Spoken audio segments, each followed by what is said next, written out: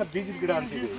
ಇದನ್ನು ನಾವು ನೆಡಬಾರ್ದು, ಅಂದರೆ ಮರಕ್ಕೆ ಏನು ನಾವು ತೋಟಕ್ಕೆ ನೆಡಬಾರ್ದು, ಉಪಯೋಗ ಇಲ್ಲ. ಅದು ಯಾವ ಹಣ್ಣು ಬರುತ್ತೋ ಗೊತ್ತಿಲ್ಲ, ದಪ್ಪ ಬರ್ಬೋದು ಸಿಹಿ. ಆಮೇಲೆ ಇನ್ನೂ ಒಂದು ಏನಂದರೆ ಇದ್ರದ್ದು ಬೆಳವಣಿಗೆ ತುಂಬ ಚೆನ್ನಾಗಿರುತ್ತೆ, ತುಂಬ ಫಾಸ್ಟು. ಇದು ದೊಡ್ಡ ಮರ ಆಗುತ್ತೆ. ನೀವು ರೋಡ್ ಸೈಡಲ್ಲಿ ಹಾಕಿರ್ತೀರಲ್ಲ, ರೋಡ್ ಸೈಡಲ್ಲಿ ಹೋಗ್ಬೇಕಂದ್ರೆ ದೊಡ್ಡ ಮರ ಹಾಕಿರ್ತಾರೆ ಗೊತ್ತಾ, ಅದೆಲ್ಲ ನಾಟಿ ಗಿಡ ಅಂತ, ಬೀಜದ ಗಿಡ. ನಿಮಗೆ ಸಣ್ಣ ಗಿಡದಲ್ಲೇ ಕಾಯಿ ಬರಬೇಕು ಅಂದರೆ ನಾವು ಗ್ರಾಫ್ಟಿಂಗ್ ಮಾಡಬೇಕು. ಇದು root stock. How you will select this root stock means it should be drought resistance. ಅಂದರೆ ಸ್ವಲ್ಪ ಮಳೆ ಕಮ್ಮಿ ಇದ್ದರೂ ಕೂಡ ಅದು ಇದಾಗಬೇಕು. ಒಂದು. ಎರಡನೇದು ಫಾಸ್ಟ್ ಗ್ರೋಯಿಂಗ್ ಇರಬೇಕು, ಫಾಸ್ಟ್ ಗ್ರೋಯಿಂಗ್. ಮತ್ತು ಕೆಲವು ಪೆಸ್ಟ್ ಡಿಸೀಸಸ್ಗೆಲ್ಲ ರೆಸಿಸ್ಟೆನ್ಸ್ ಇದಾವೆ, ಅಂಥವು ಸೆಲೆಕ್ಟ್ ಮಾಡಿಕೊಂಡ್ರೆ ನಿಮ್ಗೆ ಏನಾಗುತ್ತೆ, ಅರ್ಥ ಆಯ್ತಾ, ನಿಮಗೆ ಈಸಿ ಇದೆ. ಓಕೆನಾ? ಮತ್ತು ಇದನ್ನು ನೀವು ಬೀಜ ಸೀಡಿಂದ ಹಾಕ್ಕೋಬೋದು. ಮತ್ತು ಇದು ಟ್ರೂ ಟು ಟೈಪ್ ಅಲ್ಲ. ಈಗ ನಿಮಗೆ ಟ್ರೂ ಟು ಟೈಪ್ ಬೇಕಂದರೆ ಯಾವ ಗಿಡದಲ್ಲಿ ಹಣ್ಣು ಹೇಳಿದ್ರಲ್ಲ ಸಯಾನ್, ಹಿಂಗೆ ತರ್ತಾರೋ ಅಲ್ಲಿಂದ ಕಟ್ ಮಾಡ್ಕೊಂಡು ಬರ್ತಾರಲ್ಲ, ಕಟ್ ಮಾಡ್ಕೊಬಂದು ಇದಕ್ಕೆ ಗ್ರಾಫ್ಟ್ ಮಾಡ್ತಾರಲ್ಲ, ಸೊ ಅದು ಇದು ರೂಟ್ ಸ್ಟಾಕ್ ಅಂತೀವಿ. ಇದನ್ನು ನೀವು ಸೀಡ್ ಹಾಕಿ ಬೆಳೆಸಿರ್ತೀರಲ್ವ, ಅದು ರೂಟ್ ಸ್ಟಾಕ್. ಆಯಿತಾ? ಅದು characteristics is not going to be assessed, ಅಂದರೆ ಅಥವಾ ಟ್ರೂ ಟು ಟೈಪ್ ಇರಲ್ಲ. ಅದು ಟ್ರೂ ಟು ಟೈಪ್ ಸಯಾನ್ ತರ್ತೀವಿ. ಯಾವ ಮರದಲ್ಲಿ ನಮ್ಗೆ ಲೈಕ್ ಆಗಿರ್ತಲ್ಲ ಆ ಮರದಿಂದ ತಂದು, ಅರ್ಥ ಆಯ್ತಾ, ಅದನ್ನು ನಾವು ಗ್ರಾಫ್ಟ್ ಮಾಡ್ತೀವಿ. ಓಕೆನಾ?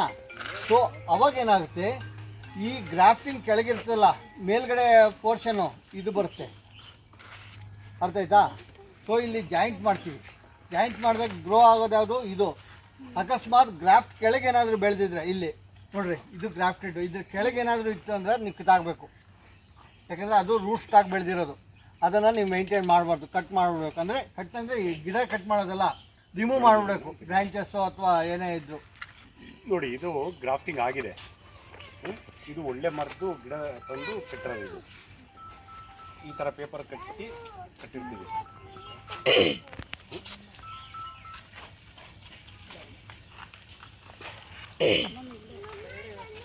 ನೋಡಿ ಹೆಂಗೆ ಸೆಟ್ ಆಗಿದೆ ನೋಡಿ. ಇದು ಸೆಟ್ ಆಗುತ್ತೆ. ಆಮೇಲೆ ನಾವೆಲ್ಲಿ ಗ್ರಾಫ್ಟಿಂಗ್ ಮಾಡಿದ್ದೀವಿ ಅಂತ ಗೊತ್ತೇ ಆಗೋದಿಲ್ಲ, ಹಾಗೆ ಅದು ಕೂಡ್ಕೊಂಬಿಡುತ್ತೆ. ನಾವು ಗ್ರಾಫ್ಟಿಂಗ್ ಇಲ್ದಿದ್ದು ಗಿಡನ ನೆಡಬಾರ್ದು.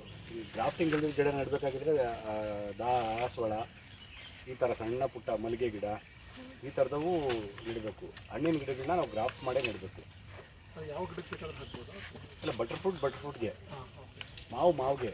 ಸಪೋರ್ಟಾಗಿ ಮಾತ್ರ ಬೆಟ್ಟದಲ್ಲಿ ಸಿಗುತ್ತೆ, ಬೆಟ್ಟ ಗುಡ್ಡದಲ್ಲಿ ಸಿಗುತ್ತೆ. ಏನು ಕಿರ್ನಿ ಅಂತಾರೆ, ಆಮೇಲೆ ಕಿರ್ನಿ ಬೆಟ್ಟ ಗುಡ್ಡದಲ್ಲಿ ಸಿಗುತ್ತೆ. ಆ ಗಿಡಕ್ಕೆ ಗ್ರಾಫ್ಟಿಂಗ್ ಮಾಡಬೇಕು. ಸಪೋಟ ಬರೋದಿಲ್ಲ. ಮಿಕ್ಕಿದ್ದು ಮಾವಿಗೆ ಸಪೋರ್ಟ್, ಇದು ಸೀಬೆಗೆ, ಬಟರ್ಫ್ರೂಟ್ಗೆ, ಹನುಮನ್ ಫಲಗೆ, ಮೂಸಂಬಿ ನಿಂಬೆ ಜಾತಿ ಮಾಡ್ಬೋದು. ನಿಂಬೆ ಜಾತಿ ಯಾವುದೇ ಬೇಕಾದರೂ ಗ್ರಾಫ್ಟಿಂಗ್ ಮಾಡ್ಬೋದು. ಈ ಥರ ಮತ್ತು ಒಂದೇದರಲ್ಲಿ ಮಲ್ಟಿಪಲ್ ಮಾಡ್ಬೋದು. ಈಗ ನಿಮ್ಮ ತೋಟದಲ್ಲಿ ಒಂದೇ ಒಂದು ಗಿಡ ಇದೆ, ನಿಮ್ಮ ಮನೆ ಹತ್ರ ಒಂದೇ ಒಂದು ಗಿಡ ಇದೆ, ನಿಮಗೆ ಒಂದು 10 ಥರದ ಹಣ್ಣು ಬೇಕು, ಅದಕ್ಕೆ ಮಾಡ್ಬೋದು, ಗ್ರಾಫ್ಟಿಂಗ್ ಮಾಡ್ಬೋದು.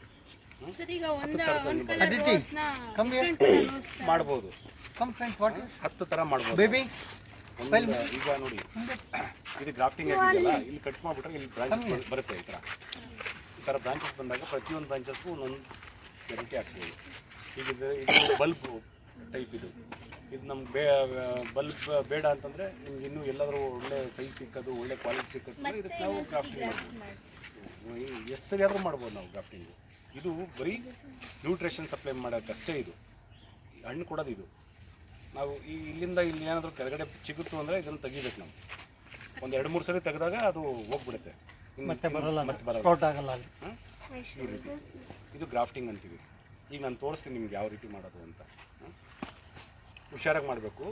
ಚಾಕು ತುಂಬ ಶಾರ್ಪ್ ಇರುತ್ತೆ, ನೀವು ಮಾಡಲ್ಲ. ಈಗ ಎಲ್ಲರೂ ಮಾಡಬೇಕು ಅಂದಾಗ ದೊಡ್ಡವ್ರ ಕೈಲಿ ಬೇಡ ಸರ್, ಬೇರೆ ಕಡೆ ಎಲ್ಲಾದರೂ ನೀವು ಟ್ರೈ ಮಾಡ್ತೀವಿ ಅಂದಾಗ ತುಂಬ ಕೇರ್ಫುಲ್ಲಾಗಿ ಮಾಡಬೇಕು. ಗ್ರಾಫ್ಟಿಂಗ್ ಮೆಥಡ್ ಈಗ ಹೇಳ್ಕೊಡ್ತೀನಿ.